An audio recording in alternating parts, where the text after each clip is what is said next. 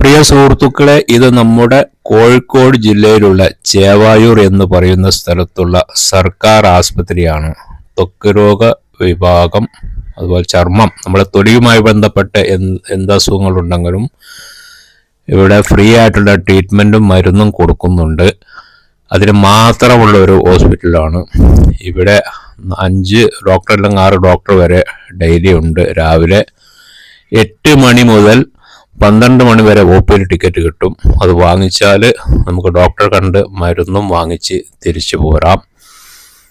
ഇവിടെ ഒരുപാട് ആളുകൾ ഇവിടെ വരുന്നുണ്ട്. നല്ല തിരക്കാണ്. പക്ഷേ കൂടുതൽ ഡോക്ടർമാരുള്ളത് കാരണം പെട്ടെന്ന് ഒഴിവാകുന്നുണ്ട്.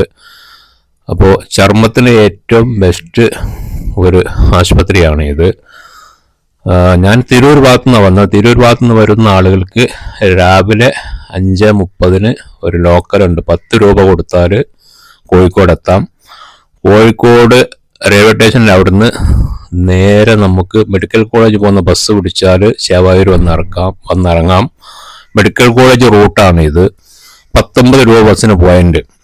അപ്പോൾ നമ്മുടെ ചേവായൂർ വന്ന് ഇറങ്ങിയിട്ട് അവിടുന്ന് 5 മിനിറ്റ് നടക്കാനില്ല, നമുക്ക് നേരെ ഹോസ്പിറ്റലിൽ എത്താം. പിന്നെ രാവിലെ 8:30 2 ട്രെയിനുണ്ട്. ഒന്ന് ഷൊർണൂർ കണ്ണൂർ, മറ്റൊന്ന് കോയമ്പത്തൂർ മംഗലാപുരം സൂപ്പർ ഫാസ്റ്റ്. അപ്പോൾ ഏതിനു വേണമെങ്കിലും നിങ്ങൾക്ക് വരാം. പെട്ടെന്ന് ഇവിടെ എത്തിച്ചേരാൻ മെഡിക്കൽ കോളേജ് റൂട്ടാണ്. റൂട്ടിൽ വന്നാൽ നമുക്ക് അന്വേഷിച്ചാൽ ഇവിടെ കിട്ടും. അവശത അനുഭവിക്കുന്ന ആളുകൾക്ക് വളരെ പ്രയോജനമാണ് ഈ ആശുപത്രി. കാരണം ഇന്ന് ലോകത്ത് 2 വൻകിട ബിസിനസ്സാണുള്ള, ഒന്ന് ആശുപത്രിയും മറ്റൊന്ന് മരുന്ന് കച്ചവടവും. അപ്പം അങ്ങനെയുള്ള രോഗികൾക്ക് എത്രയും പെട്ടെന്ന് ഇവിടെ വന്നാൽ നമുക്ക് അവിടെ നിന്ന് ഇങ്ങോട്ട് വരേണ്ട ഒരു താമസമേ ഉള്ളൂ. അങ്ങനെ വന്നു കഴിഞ്ഞാൽ എത്രയും പെട്ടെന്ന് നമുക്കിവിടെ ഒന്ന് മരുന്ന് വാങ്ങിപ്പോകാം.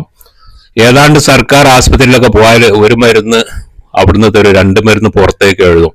അങ്ങനെയാണ് നമ്മൾ സാധാരണ കണ്ടുവരുന്നത്. ഇവിടെ എല്ലാ മരുന്നുകളും കിട്ടി, ഒരെണ്ണം ഒഴികെ ബാക്കിയെല്ലാം ഇവിടുന്ന് കിട്ടി.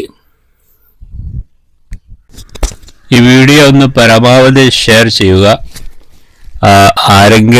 ആർക്കെങ്കിലും ഉപകാരപ്പെടട്ടെ, എല്ലാവരിലേക്കും ഒന്ന് എത്തിക്കുക. കാരണം പല ആളുകൾക്കും അറിഞ്ഞുകൂടാ. ഓക്കെ, അപ്പോൾ നമുക്ക് വീണ്ടും കാണാം മറ്റൊരു വീഡിയോ ആയിട്ട് മറ്റൊരു സമയത്ത്. Okay, by.